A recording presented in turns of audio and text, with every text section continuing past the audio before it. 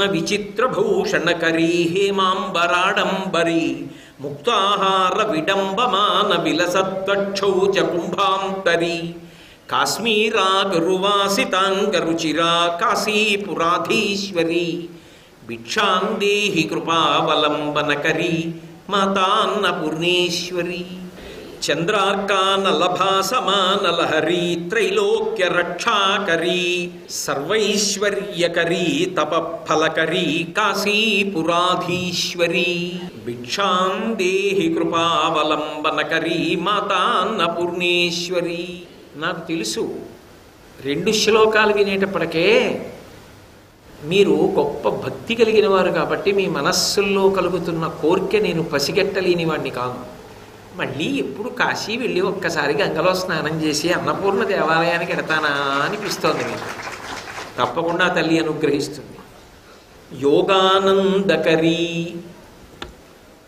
పైన ఏ శ్లోకం చెప్తారో దానికి కొనసాగింపు తీసుకొస్తారు శంకరుడు. ఆమెట యోగానందమును ఇస్తుంది. ఏమిటి యోగానందం అంటే? చిత్తవృత్తిని నిరోధన చేసేది ఏది ఉంటుందో దానిని యోగము అంటారు. మనసుకి ఒక గొప్ప బలం ఉంటుంది, మనసుకి ఒక గొప్ప బలహీనత ఉంటుంది. విచిత్రం ఏమిటంటే మనసుకున్న గొప్ప బలహీనత ఏదో దాన్ని బలంగా మార్చుకుంటేనే యోగిగా నిలబడగలడు. అలా బలహీనతని బలం చెయ్యలేకపోయాడు అనుకోండి, ఎప్పటికీ యోగి కాలేడు. నేను మీతో ఒక ఉదాహరణ చెప్తే మీరు బాగా పట్టుకుంటారు.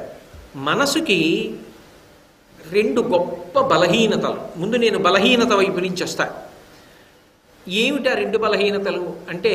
మనసుకి విపరీతమైనటువంటి వేగం, 2 మనసుకి యాంత్రీకరణ చెయ్యగలిగినటువంటి శక్తి. ఈ 2 దానికి బలహీనతలు. ఒకటి, అది వెళ్ళిపోయినంత వేగంగా ఏదీ లోకంలో వెళ్ళదు, అంత వేగంగా వెళ్ళిపోతుంది. ఇక్కడికే వచ్చి కూర్చుని ఏదో వినాలని పాపమైన పవిత్రమైన ఉద్దేశ్యంతోనే వచ్చారు, లేకపోతే ఎందుకు వస్తారు ఇంత కష్టపడి? కానీ ఇది వింటున్నప్పుడు ఏం చేస్తుందంటే అకస్మాత్తుగా నువ్వు వింటూ ఉండని చెవిని అప్పచెప్పేసి తను ఎక్కడికో వెళ్ళిపోతుంది. ఈలోగా ప్రవచనం కొంత అయిపోతుంది. అంటే దానికి ఉన్న లక్షణం ఏమిటంటే అపారమైన వేగంతో ఎక్కడికో పోయింది. 2 చెవిని యాంత్రీకరించింది, నువ్వు విను అంతా నిలిపోయింది. మీరు అందుకే చూడండి, పూజ చేస్తున్నాడు అనుకోండి, ఓం నిధనపతయే నమః ఉంటుంది, ఓం నిధనపతాంతికాయ నమః ఉంటుంది. ఆ తర్వాత పళ్ళెల్లో పూలున్నాయా తీసి అలా వేస్తూ ఉండద్దే.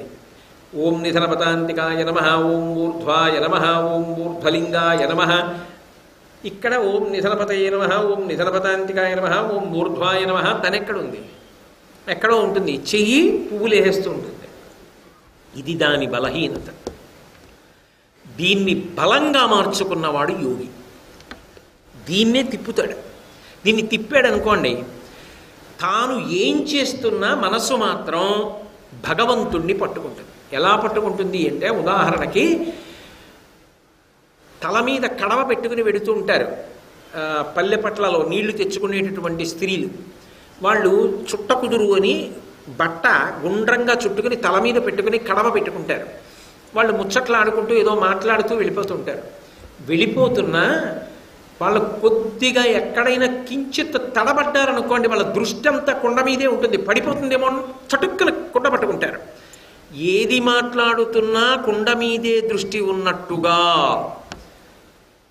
ఏది చేస్తున్నా వాడు మానసికంగా భగవంతుని పాదముల దగ్గరకు వెళ్ళగలడు. ఆ మనసు అక్కడ పెడితేనే పూర్ణమంటాడు ఈశ్వరుడు. సర్వం శ్రీ ఉమామహేశ్వర పరబ్రహ్మార్పణమస్తు. స్వస్తి.